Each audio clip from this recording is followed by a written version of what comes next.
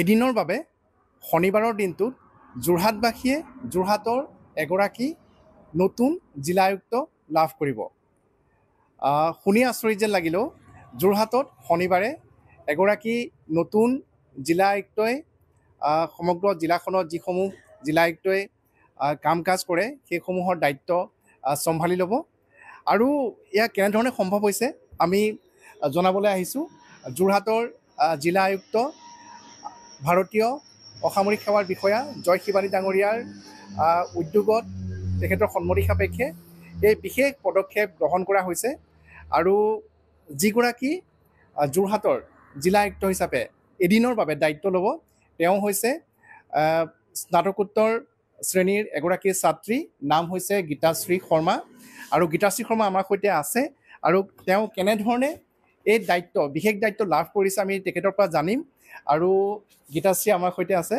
যে গীতাশ্ৰী এদিনৰ বাবে যোৰহাট জিলাখনৰ জিলা আয়ুক্ত ডিষ্ট্ৰিক্ট কমিশ্যনাৰ তুমি হ'বা শনিবাৰে।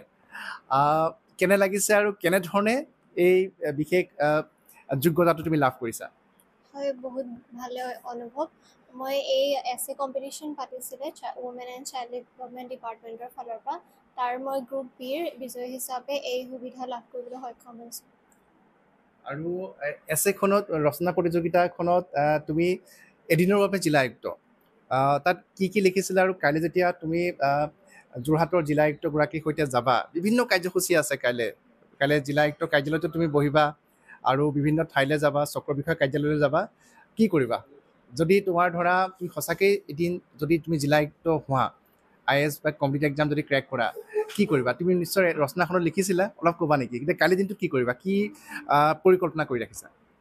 হয়, নিশ্চয়কৈ কাইলৈ DC ছাৰৰ লগত এছেছ কৰি বহুত বেছি ভাল লাগিব। মই ৰচনাখনত বিশেষকৈ এটা ৰেছপন্সিভ গভৰ্ণমেণ্টৰ বিষয়ে লিখা হৈছিলে, যাতে পিপুল ফাৰ্ষ্ট লিডাৰশ্বিপৰ ওপৰত অধিক গুৰুত্ব দিয়া হয়। তাৰে এটা প্ৰগ্ৰেম হিচাপে কাইলৈ যদি আমি চাৰ্কেল অফিচত যাওঁ, বিশেষকৈ তেওঁলোকে জনসাধাৰণৰ বিভিন্ন ধৰণৰ সমস্যাসমূহ কেনেদৰে আমি ছল্ভ কৰিব পাৰোঁ তাৰ ওপৰত বিশেষকৈ গুৰুত্ব আৰোপ কৰা হ'ব।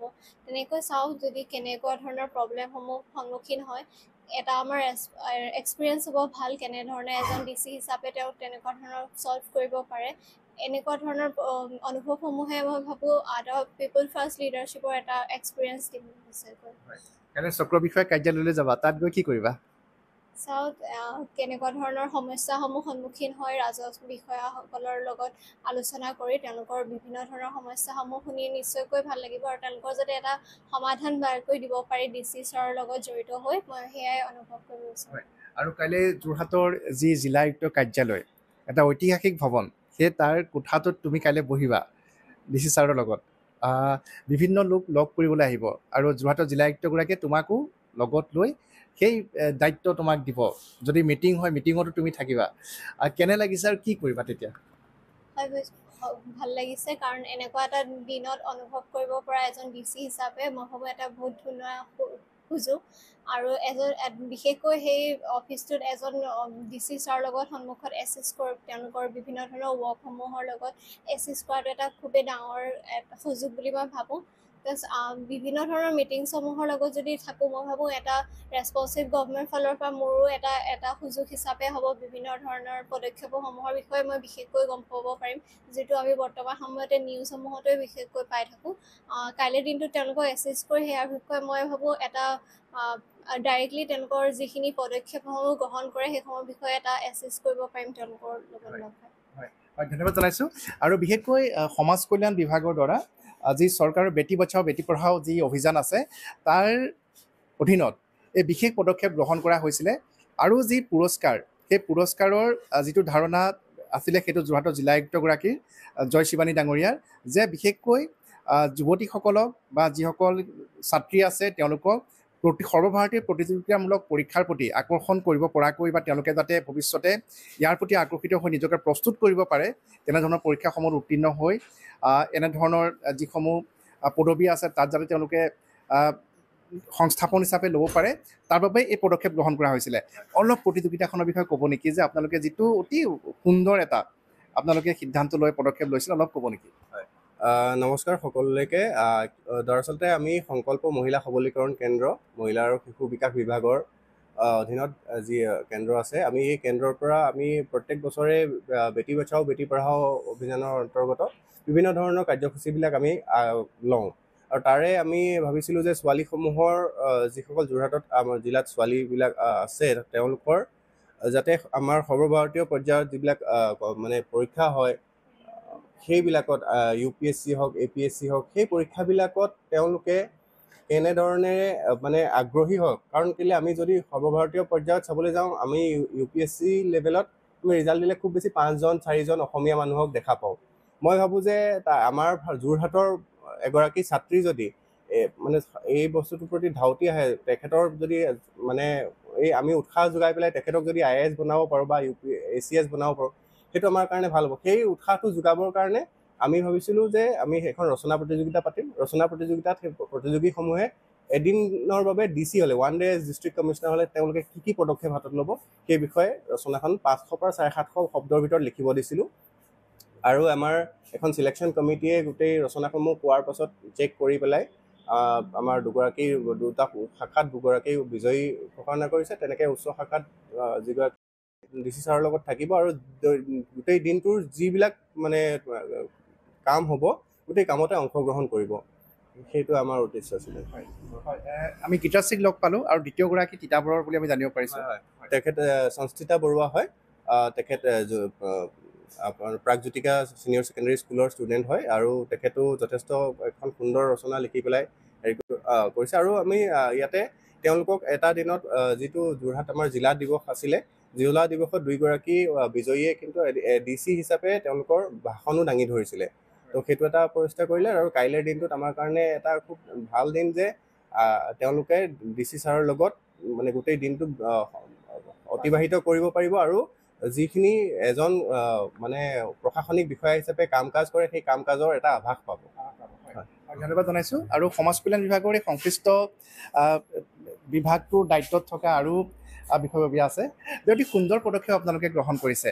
অলপ ক'ব নেকি যে দুগৰাকী ছাত্ৰীক কাইলৈ জিলা আয়ুক্তগৰাকীৰ লগত জিলা আয়ুক্ত হিচাপে তেওঁলোকে এদিনৰ বাবে বিভিন্ন কাম কাজ কৰিব, অলপ ক'ব নেকি আৰু কি ধৰণৰ পৰিকল্পনা আপোনালোকে লৈছে?